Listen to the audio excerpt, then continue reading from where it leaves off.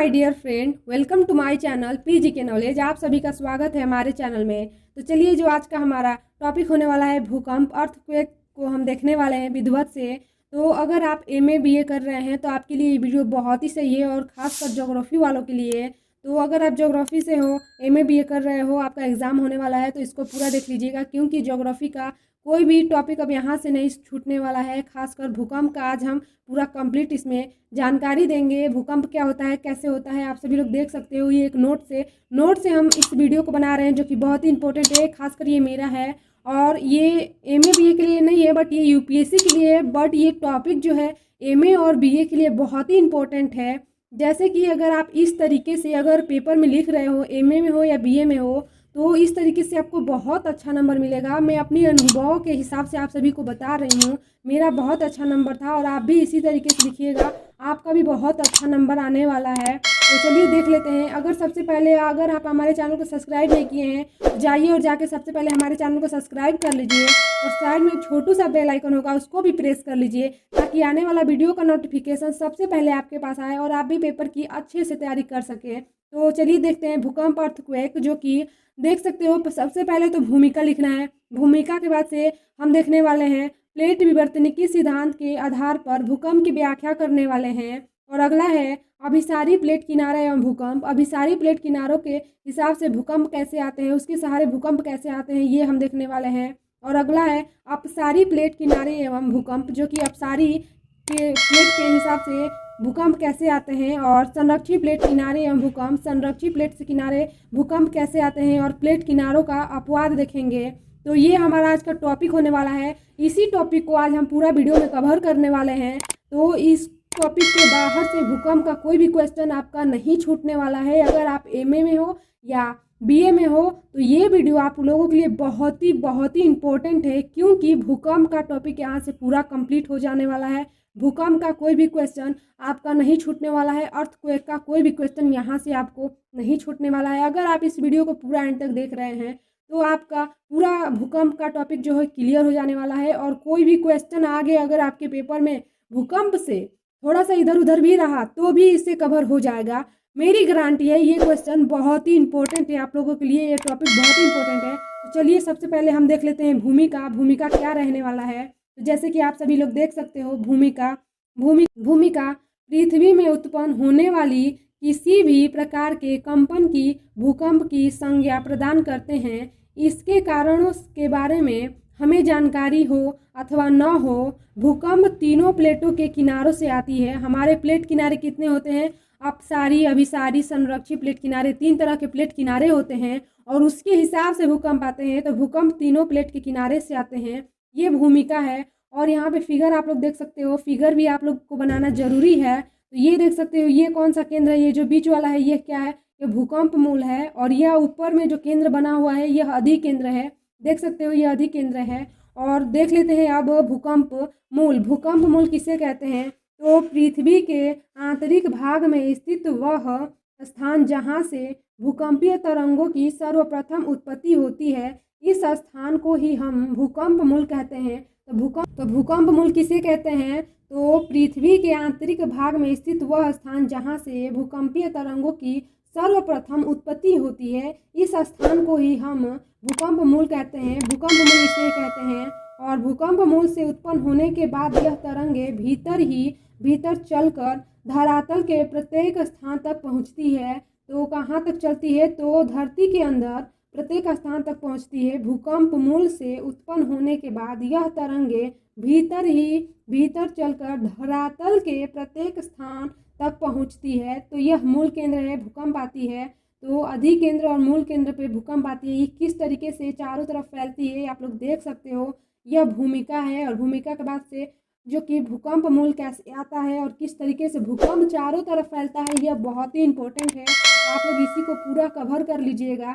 जैसे कि भूकंप मूल से उत्पन्न होने के बाद यह तरंगे जब भूकंप मूल से यहाँ पे भूकंप मूल है, यहाँ से उत्पन्न होती है, होने के बाद से तरंगे भीतर ही भीतर, मतलब यहाँ से देख सकते तो भीतर ही भीतर प्रत्येक स्थान तक पहुँच जाती है। जब भूकंप मूल केंद्र में जाता है तो वह भीतर ही प्रत्येक स्थान पर चला जाता है, तो यह भूकंप मूल है। तो चलिए अगला देख लेते हैं, जो कि अधिकेंद्र क्या होता है। यह अधिकेंद्र क्या होता है, हमने भूकंप मूल समझा, भूकंप मूल होता क्या है। अगला है अधिकेंद्र। तो अधिकेंद्र क्या होता है, भूकंप मूल के ठीक ऊपर लंबवत रूप से स्थित तथा बिंदु जहां भूकंपीय तरंगे सर्वप्रथम पहुंचती हैं उस स्थान को ही अधिकेंद्र कहते हैं। तो जहां तरंगे सर्वप्रथम पहुंचती हैं उस स्थान को ही हम अधिकेंद्र कहते हैं, जो कि ऊपर वाला बिंदु आप देखें तो भूकंप मूल के ठीक ऊपर लंबवत रूप से स्थित तथा बिंदु जहां भूकंपीय तरंगे सर्वप्रथम पहुंचती है उसे ही स्थान को अधिकेंद्र कहते हैं। तो यह अधिकेंद्र है। आई होप आप सभी लोग को समझ में आया होगा। तो अगला आप देख लेते हैं, जो कि भूकंप से निकलने वाले विभिन्न प्रकार की तरंगे। तो भूकंप से कितनी प्रकार की तरंगे निकलती हैं, जब भूकंप आते हैं, भूकंप के झटके आते हैं तो कितनी प्रकार की तरंगे निकलती हैं, तो वो देख लेते हैं।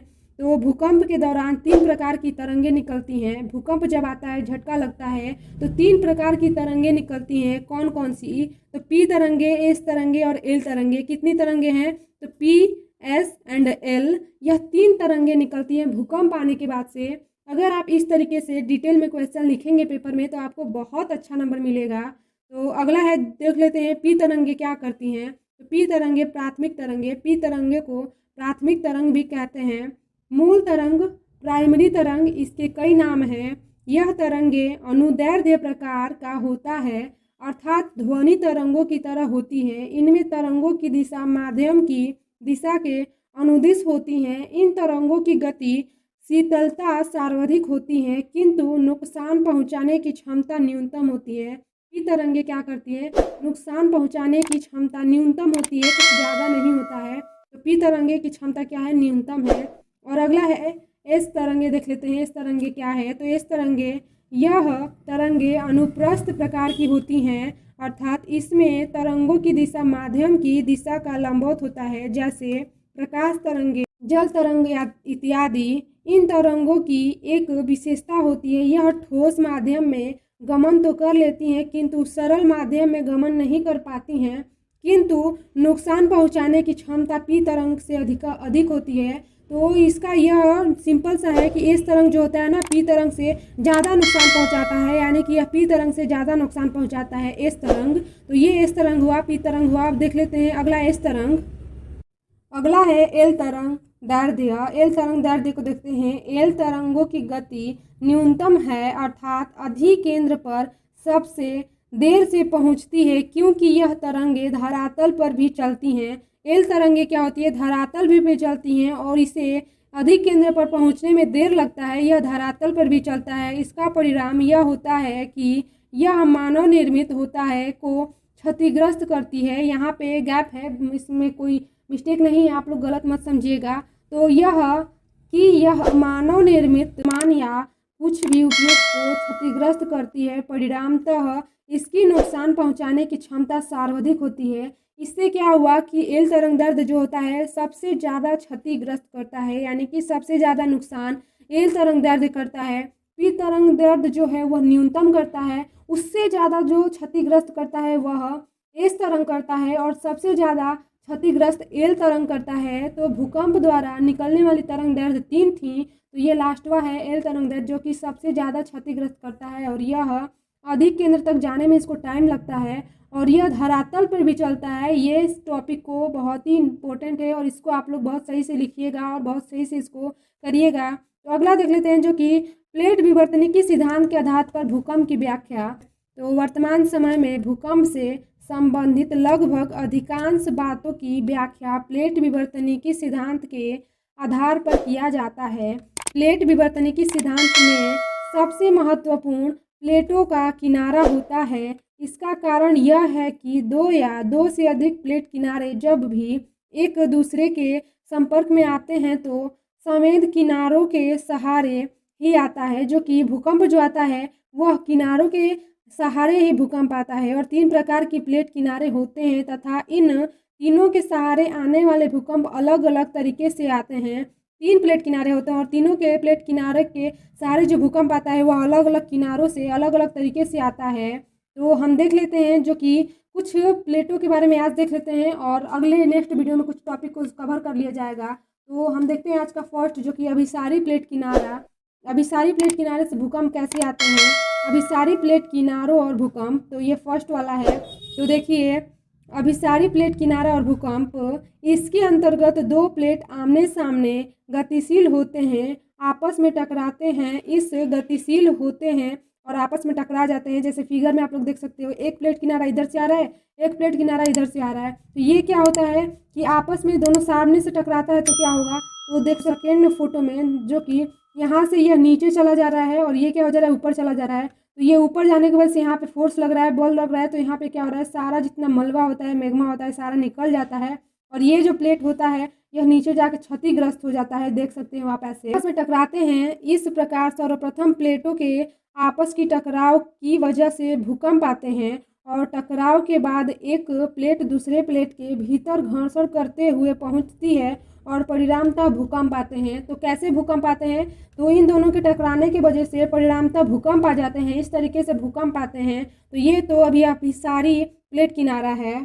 खेपित प्लेट जब काफ़ी गहराई में प्रवेश कर जाती है तो अत्यधिक तापमान के कारण लावा मैग्मा बन जाती है। यह लावा और मैग्मा तीव्रता से ऊपर उठता है तथा ज्वालामुखी के रूप में ऊपर उठता है तथा ज्वालामुखी के रूप में बाहर आता है, क्योंकि इस क्रम में लावा और मैग्मा अत्यंत विस्फोट के साथ बाहर निकलता है, इसीलिए भूकंप भी आता है। तो भूकंप कैसे आता है, भूकंप में 2 प्लेट आपस में टकराती हैं और जो कि नीचे जाता है तो वह क्षेपित हो जाता है, गल जाता है और वह मैग्मा में तीव्र से ऊपर उठता है, जो कि ज्वालामुखी के रूप में ऊपर उठता है और यह बहुत ही सक्रिय होता है। मैग्मा अत्यंत विस्फोट के साथ बाहर निकलता है।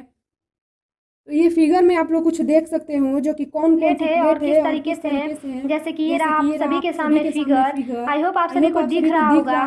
तो देख सकते हो यह अटलांटिक महासागर, यह सब अटलांटिक महासागर महासागर, है यह सब जो कि इसके महासागर है। आमने सामने सारे प्लेटों का है। तो ये इस तरीके से फिगर है जो कि ये अलग प्लेट है। इस प्लेट के बारे में हम ना अलग वीडियो में बनाएंगे, अलग वीडियो बना देंगे। प्लेटों में कितने प्रकार की प्लेट होती हैं, किस किस दिशा में होती है, कैसे होती हैं। तो ये अभी इतना ही देख लीजिए, जिसमें कि प्लेट किनारे ये हिंदी प्लेट है और ये अफ्रीकन प्लेट है, दोनों आपस में टकराती हैं तो भूकंप आती हैं। तो ये रहा भूकंप का टॉपिक।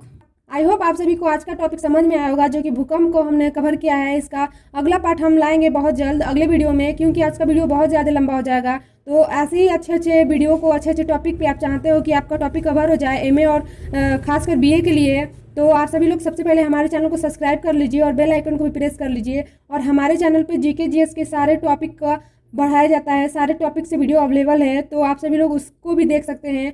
खासकर ये तो एमए और बीए लोगों के लिए है, जो कि एमए और बीए के लिए है ज्योग्राफी। तो ये ज्योग्राफी जो कि बहुत ही इंपॉर्टेंट है और आज हमने ज्योग्राफी का पूरा कवर किया है। तो चलिए आज के लिए इतना ही।